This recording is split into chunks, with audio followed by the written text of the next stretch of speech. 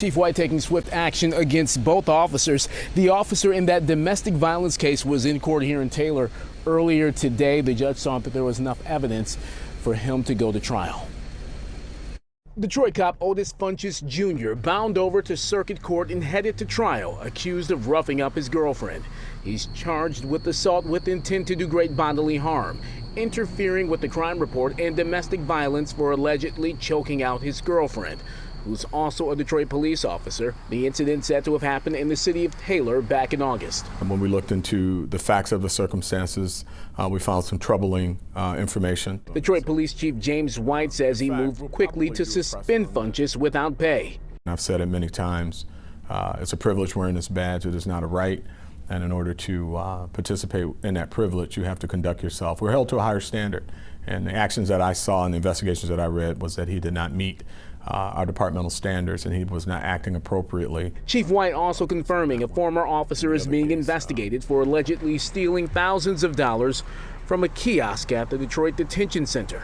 The theft happened back in mid-January. Authorities realized they were light after conducting an audit in August. We notified Internal Affairs, Professional Standards. They opened up an investigation, and within a couple of weeks we had enough where we knew a gross policy violation had occurred. That officer was suspended without pay but resigned before facing a disciplinary hearing. DPD is pursuing criminal charges against him, and that's not all. But there's some things I can do to ensure that they won't be back to the department, and there's some notifications I can make to ensure that they don't get jobs in other law enforcement agencies, and I have a responsibility to do that. And I take that responsibility very seriously, so I will be doing that. Chief White says, as jarring as the allegations are, they are not representative of the department.